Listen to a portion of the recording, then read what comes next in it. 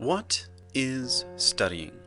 In our current educational culture, we have students spending enormous amounts of time studying. So it's definitely something we should be considering and looking at what's actually happening during this process.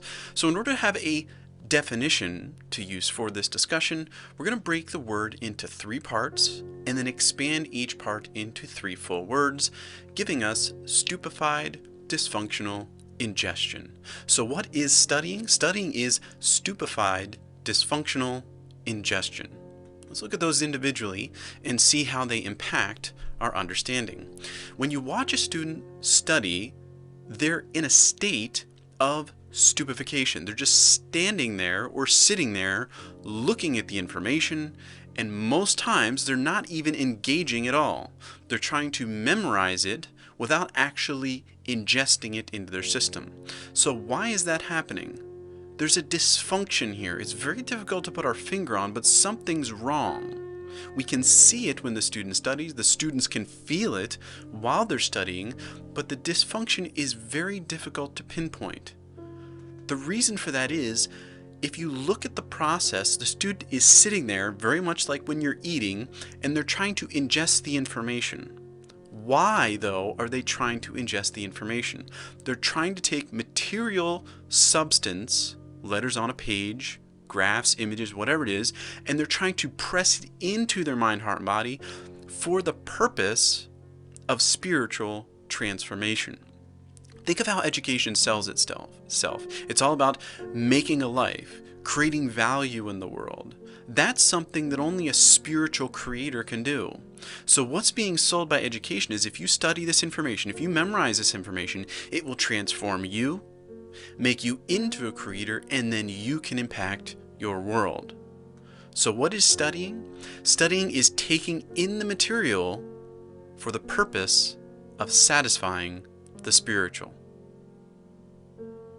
So how then is studying created? Well, step one is always to memorize the material. You memorize the formula, memorize the dates, memorize the colors or the letters, whatever it is, you must memorize the material first. But what is the intended purpose? Once you memorize the material, education assumes that you will be able to then interpret the spiritual. You'll gain understanding of the underlying principles that run this world. That's the spiritual. The problem is you're standing in the visible, trying to memorize the visible, and then theorize about the underlying invisible motives that are taking place. But you can't see the invisible by looking through the visible. That's not going to work very well. The original purpose was that as spiritual beings, as souls, which would be invisible, you would walk with God in the spiritual world, and then by standing in the invisible world, you could look at the material world where your body lives. So you stand in the invisible, and then you can understand the visible. But we're trying to do it backwards. Stand in the visible, in this material world, and try to see into the invisible. But that is not going to work very well at all. So what ends up happening is as you memorize the material and create these wild theories about the spiritual, all you end up doing is repeating the material because you can't come up with anything new. There's nothing new under the sun. So if you just study things that are under the sun, you're just going to repeat what's always been here. And that's what we're doing while we're studying. So studying material creations ensures their repetition, and this is something that we find repulsive as human beings. Why? Because we're supposed to be unique, free-willed beings who learn from God, receive God's knowledge, and then bring it in a fresh, unique way, using our free will to create something authentic. And when we just end up repeating what's always been here, we find disgust as we fail in the core purpose of who we are as creators. So why then study? It seems pretty negative, just going to study the material, theorize about the spiritual, and just repeat the material. It seems like a waste of time. In actuality, it's not. The first thing we realize when we study is you're going to expose humanity. There's two prime rules you need to know about the fallen world. First, no human being knows anything. And second, every human being believes they know everything. Because in the Garden of Eden, we wanted to be like God, and we ate from the tree of the knowledge of good and evil. That gave us this delusion that we already fully know what is good and what is evil. And when you study human creations, you're going to run into that everywhere. The delusion that we know everything while knowing nothing. And you'll get angry at this. You'll get frustrated at this. You'll get annoyed at the stupidity of this. Why? Because it's really you.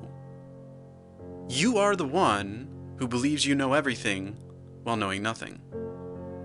You believe you are God. You want to replace God. And it's exposing you by studying other human creations because you do the same thing. That is going to expose your desires. You want to know. You want to be like God. You want to be love and truth and honor and all these things, but you're not. And although this is valuable, exposing your futility, exposing your lack of knowledge and your delusion that you do know, it actually doesn't change anything. So studying creates a mirror that exposes but does not change the soul. You can see yourself by studying, but you can't change yourself by studying. So then who studies? Who even engages in this frustrating, relatively futile act? Well, first, one needing to know. You want to know, you study to know. Why? Because you don't know. That's the underlying value that you need to embrace there. You also need to grow. You want to grow. Why do you want to grow?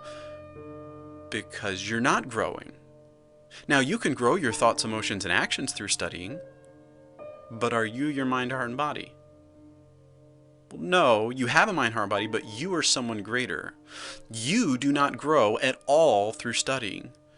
You can create any thought, emotion, action you want, but that does not verify you are growing. And if you're not growing, you're dead.